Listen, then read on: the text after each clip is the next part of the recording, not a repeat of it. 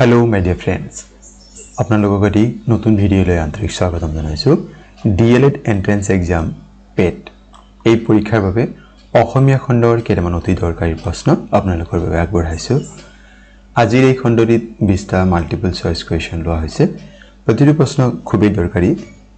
পূৰ্বৰ পৰীক্ষাসমূহৰ প্ৰশ্নৰ আৰ্হিত এই প্ৰশ্নসমূহ যুগুত কৰা হৈছে সম্পূৰ্ণকৈ ভিডিঅ' চালে নিশ্চয়কৈ আপোনালোকে উপকৃত হ'ব মৰমৰ বন্ধু-বান্ধৱীসকল আপোনালোকে চাই আছে আপোনালোকৰ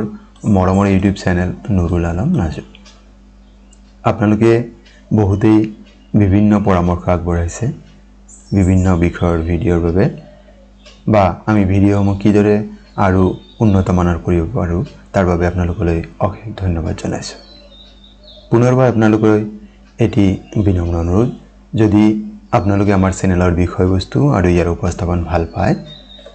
আমাৰ চেনেলটি সাবস্ক্ৰাইব কৰিবলৈ আশা থাকিল আৰু ভিডিঅ'সমূহ আপোনালোকৰ অন্য বন্ধুবৰ্গৰ সৈতে শ্বেয়াৰ কৰিব পাৰে আহকচোন বাৰু আজি বিষয়বস্তুখিনি বিতংভাৱে জানি লওক প্ৰথম প্ৰশ্নটি আছে তলত উল্লেখ কৰা কোনটো পৃথিৱী শব্দৰ সমাৰ্থক শব্দ নহয় সমাৰ্থক শব্দ নিশ্চয় আমি জানো একে অৰ্থ বুজোৱা শব্দ যাক ইংৰাজীত সিনোনিম বুলি কোৱা হয় ইয়াত কোনটো শব্দৰ সমাৰ্থক শব্দ পৃথিৱী ধৰণী মানে পৃথিৱী বসুন্ধৰা মানে পৃথিৱী ধৰিত্ৰী মানে পৃথিৱী তাৰ মানে ইয়াৰ অনল শব্দটো হৈছে পৃথিৱী শব্দৰ সমাৰ্থক শব্দ নহয় তাৰ মানে এ শুদ্ধ উত্তৰ অনল মানে আসলে জুই গতিকে খ উত্তৰটি আমাৰ কাৰণে শুদ্ধ উত্তৰ হয় পৰৱৰ্তী প্ৰশ্ন প্ৰত্যেক শব্দটো সন্ধি ভাঙিলে শুদ্ধ ৰূপটো কি হ'ব ইয়াত চাৰিটা বিকল্প দিয়া আছে ইয়াৰ শুদ্ধ বিকল্পটি হৈছে प्रति যোগ এক प्रत्येक ইয়াত আমাৰ কি হ'ব খ বিকল্প যেটো দিয়া আছে হেয়া শুদ্ধ উত্তৰ পৰৱৰ্তী প্ৰশ্ন তলৰ কোনটো শব্দত প্ৰ উপসৰ্গ ব্যৱহাৰ হৈছে প্ৰ এই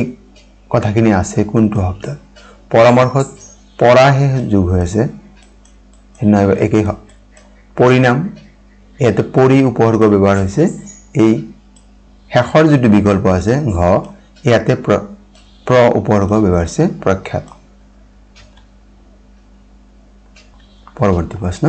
তলত উল্লেখ কৰা কোনটো দ্বন্দ্ব সমাসৰ উদাহৰণ হয় পিতাম্বৰ বনভোজ দেৱাসুৰ দুমাহী ইয়াতে দেৱ আৰু অসুৰ এইটো হৈছে আমাৰ দ্বন্দ্ব সমাসৰ উদাহৰণ বাকি কেইটা বেলেগ হয় কি হয় আমি তাক এবাৰ জানি লও দেৱাসুৰ হৈছে দেৱ যোগ অসুৰ বনভোজ শব্দৰ সমাসটো হল বহুব্ৰীহি পিতাম্বৰ কৰ্মধাৰা আৰু দুমাহী দিগু সমাসৰ পৰৱৰ্তী প্ৰশ্ন তলৰ কোনটো কাৰকে পঠন অভ্যাস গঢ়ি তোলাত সহায় নকৰে পঠন মানে ৰিডিং স্কিল আমি যদি কওঁ হেতু গঠনত সহায় নকৰে নকৰাটো লাগে আমাক পুথিভঁৰাললৈ যাবলৈ অনুপ্ৰাণিত কৰা বাতৰি কাকত পঢ়িবলৈ অনুপ্ৰাণিত কৰা শিশু আলোচনী কাৰ্টুন কিতাপ পঢ়িবলৈ অনুপ্ৰাণিত কৰা চাই লিখিবলৈ অভ্যাস কৰা এই হেখৰ যেটো বিকল্প আছে এয়া হৈছে ই আসলতে পঠন অভ্যাস গঢ়ি তোলাত সহায় নকৰে ই লিখনতহে সহায় কৰিব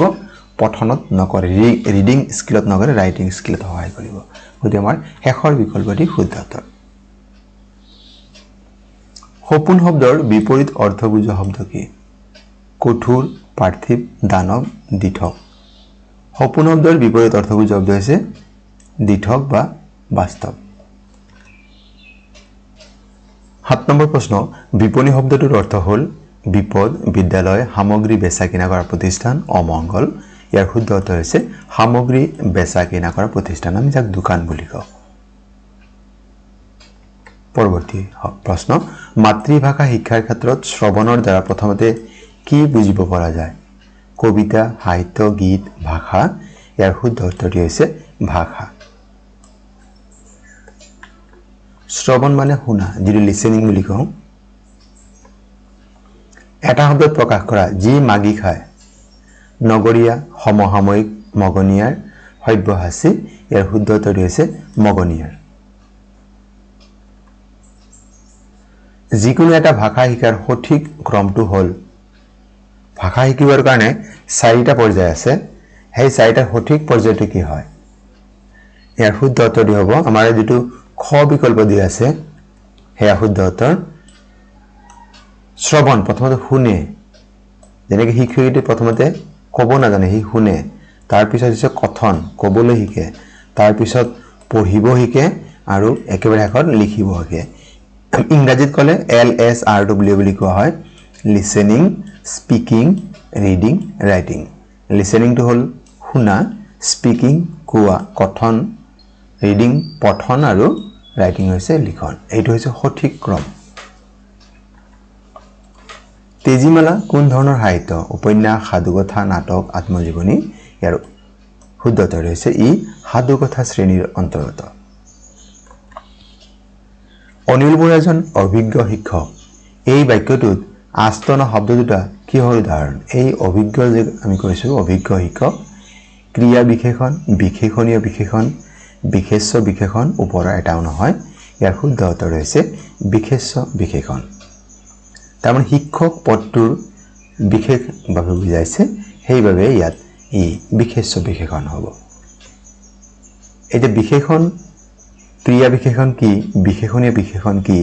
বা বিশেষ্য বিশেষণ কি সেই বিষয়ে আৰু অলপ জানি লওক বিশেষ্য বিশেষণ বিশেষ্য বা সৰ্বনাম পদৰ গুণ দুখ অৱস্থা আদি বুজোৱা বিশেষণ পদক বিশেষ্য বিশেষণ বোলে যেনেকৈ গুণী ছোৱালীজনীৰ গুণ তিতা কেৰেলা মিঠা ফল আৰু আমি আগৰ যেটো বাক্য পাইছিলো অভিজ্ঞ শিক্ষক ক্ৰিয়া বিশেষণ ক্ৰিয়া পদৰ ধৰণ বা অৱস্থা বুজোৱা বিশেষণক ক্ৰিয়া বিশেষণ বোলা হয় যেনেকৈ বেগাই যোৱা কামটোক আৰু বিশেষকৈ বুজোৱা হৈছে সেইকাৰণে ই কি হৈছে ক্ৰিয়া বিশেষণ হয় লাহে লাহে বিশেষণীয় বিশেষণ বিশেষণ পদক বিশেষকৈ বুজোৱা পদক বিশেষণীয় বিশেষণ বোলে যেনেকৈ অতি চতুৰ ল'ৰা এই চতুৰ শব্দটো নিজে বিশেষণ হয় তাকো আকৌ ব্যৱহাৰ কৰিছে অতি বা বৰ ডাঙৰ কঠাল এটা ডাঙৰ শব্দটো নিজে বিশেষণ হয় তাকো আৰু বিশেষকৈ বুজোৱা বৰ বা বেছি দুষ্ট ছোৱালী দুষ্ট নিজে বিশেষণ শব্দ হয় তাক আৰু জোৰকে বুজাবৰ কাৰণে বেছি শব্দ ব্যৱহাৰ কৰা হৈছে এইখিনি কি বুলি কোৱা হয় বিশেষণীয় বিশেষণ ক্ৰিয়াপদক যেতিয়া ক্ৰিয়াপদৰ ধৰণ বা অৱস্থা বুজালে তাক ক্ৰিয়া বিশেষণ আৰু বিশেষ্য বা সৰ্বনাম পদৰ দুগুণ অৱস্থা বুজালে তাক কি বুলি কোৱা হয় বিশেষ্য বিশেষণ এইখিনি নোট ডাউন কৰি লওক কাৰণ বিশেষণ শব্দৰ লগত জড়িত প্ৰশ্ন প্ৰায় দিয়া থাকে 2025 চন মানে যোৱা বছৰ যদি পৰীক্ষা হৈছিল তাতো এই প্ৰশ্ন দিয়া আছে কোন চনত অসমীয়া ভাষাই ধ্ৰুপদী ভাষাৰ মৰ্যাদা লাভ কৰে যেটো ক্লাসিক্যাল ল্যাঙ্গুয়েজ বুলি কোৱা হয় 2024 25 23 আৰু 2022 চন শুদ্ধ উত্তৰ 2024 চন 2024 চনৰ 3 অক্টোবৰত অসমীয়া ভাষাই ভাৰত চৰকাৰৰ ফালৰ পৰা আনুষ্ঠানিকভাৱে ধ্ৰুপদী ভাষা বা ক্লাসিক্যাল ল্যাঙ্গুয়েজৰ মৰ্যাদা লাভ কৰে নিম্নলিখিত কোনটো যৌথ ঠাঁচৰ অৰ্থ পৈতৃক সম্পত্তি আঠুৱাৰ তলৰ মহ বাপতি হাহুন বিনামেগে বজ্ৰপাত দুধৰ পচলা আমি জানো যে পৈতৃক সম্পত্তি বুজাবৰ কাৰণে বাপতি হাহুন ব্যৱহাৰ কৰা হয় যেনেকৈ বিহুতি অসমীয়া জাতিৰ বাপতি হাহুন এইদৰে বাক্যত ব্যৱহাৰ কৰা হয় ইয়াত বাকি কেইটা জানিলো আঠুৱাৰ তলত মহ মানে দুৰ্বল শত্ৰু বিনামেগে বজ্ৰত মানে অকস্মাত হোৱা দুখ দুধৰ পচলা মানে এলেহুৱা 15 নম্বৰ প্ৰশ্ন মানুহজন বৰ হাত দীঘল এই বাক্যটোৰ অৰ্থ মানুহজন বৰ শান্ত মানুহজন বৰ দুষ্ট মানুহজন বৰ ক্ষমতাশালী মানুহজন বৰ দুখীয়া হাত দীঘল মানে আসলতে ক্ষমতাশালী বুজায় তাৰ মানে আমাৰ গ বিকল্প মানুহজন বৰ ক্ষমতাশালী এয়া অৰ্থ প্ৰকাশ কৰে 16 নম্বৰ প্ৰশ্ন তলৰ কোনটো শব্দৰ পুংলিংগ ৰূপৰ প্ৰয়োগ নাই ইয়াৰে হিপিনি শব্দৰ পুংলিংগ ৰূপ নাই নাতি নাতিনী স্ত্ৰীলিংগ হ'ব বাঘ বাঘিনী বুঢ়া বুঢ়ী এইকেইটাৰ স্ত্ৰীলিংগ ৰূপ আছে এই শব্দ ক খ আৰু গ বুঢ়া বাঘ আৰু নাতি এইবিলাকৰ স্ত্ৰীলিংগ ৰূপ আছে কিন্তু হিপিনি যেটো শব্দ দি আছে ইয়াৰ কোনো পুংলিংগ ৰূপ নাই সম্বোধনৰ ক্ষেত্ৰত ডাঙৰীয়া শব্দৰ সৈতে বহুবচন প্ৰত্যয় কোনটো ডাঙৰীয়াৰ লগত ইয়াৰ কোনটো ব্যৱহাৰ হয় ডাঙৰীয়া বুঢ় এটো নহয় বাৰু ডাঙৰীয়া হত নহয়, ডাঙৰীয়া বিলাক নহয়, ডাঙৰীয়া সকল, এইটোহে মানে ক বিকল্পটো শুদ্ধ। আমি সম্বোধন কৰোঁতে ডাঙৰীয়া সকল এইদৰে আমি প্ৰকাশ কৰোঁ। 18 নম্বৰ প্ৰশ্ন, পানিকৰ এই জতুৱা খণ্ডবাক্যৰ অৰ্থ হ'ল সমস্যা সমাধান কৰা, বিপদত পৰা, নষ্ট কৰা, উন্নতি কৰা। পানিকৰ মানে নষ্ট কৰা। 19 নম্বৰ প্ৰশ্ন, নত্যবিধিৰ নিয়ম অনুসৰি তলৰ কোনটো বানান ভুল? ইয়াত বৰষুণ, কাৰণ, ঋণ এই তিনিটা শব্দ শুদ্ধ আছে। কুমাৰণী বানানটো ভুল হৈ আছে নত্যবিধিৰ নিয়মতে। শুদ্ধ বানান হ'ব লাগিছিল কুমাৰণী, এইটো তাৰমানে এই দন্তনৰ পৰিৱৰ্তে ইয়াতে কি হ'ব মূৰ্ধন্য হ'ব লাগিছিল। নত্যবিধিৰ নিয়মতে ৰি, ৰ আৰু মূৰ্ধন্য খৰ পিছৰ দন্তন মূৰ্ধন্য হয়। বৰষুণ ইয়াতে মূৰ্ধন্য হৈছে, কাৰণ, ঋণ, গতিকে কুমাৰণীত ৰৰ পিছৰটো মূৰ্ধন্য হ'ব লাগিছিল। আজিৰ ভিডিঅ'ৰ অন্তিম প্ৰশ্ন, যাৰ সীমা নাই এই খণ্ডবাক্যটিৰ অৰ্থ হ'ল নিৰস, সসীম, অসীম, অচেতন। অচেতন নহয় বাৰু, নিৰসটো নহয়, সসীম মানে যাৰ সীমা আছে, ইয়াতে যাৰ সীমা নাই, গতিকে ই কি হ'ব অসীম। আমাৰ গ বিকল্পটো শুদ্ধ উত্তৰ হ'ব।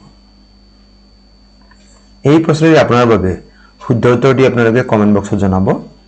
খাই পাত ফলা এই জতুৱা খণ্ডবাক্যটিৰ অৰ্থ হ'ল কাৰোবাক হিংসা কৰা, উপকাৰীৰ উপকাৰ অস্বীকাৰ কৰা, পাত ফালি দিয়া, কাৰোবাক উপকাৰ কৰা। ইয়াৰ শুদ্ধ বিকল্পটো আপুনি নিশ্চয় জানে, শুদ্ধ উত্তৰটি কমেণ্ট কৰি জনাব। মৰমৰ বন্ধু বান্ধৱীসকল, আজিৰ ভিডিঅ'টি আপোনাৰ সম্পূৰ্ণভাৱে চাই তাৰ বাবে ধন্যবাদ। ইয়াৰ পৰৱৰ্তী ভিডিঅ'টি আমি ইংৰাজী খণ্ডৰ প্ৰশ্নোত্তৰ আপোনালোকৰ বাবে আগবঢ়াম। আজিৰ এই ভিডিঅ'টি আপোনালোকে সম্পূৰ্ণভাৱে চোৱাৰ বাবে আপোনালোকক জনাইছোঁ অশেষ অশেষ ধন্যবাদ।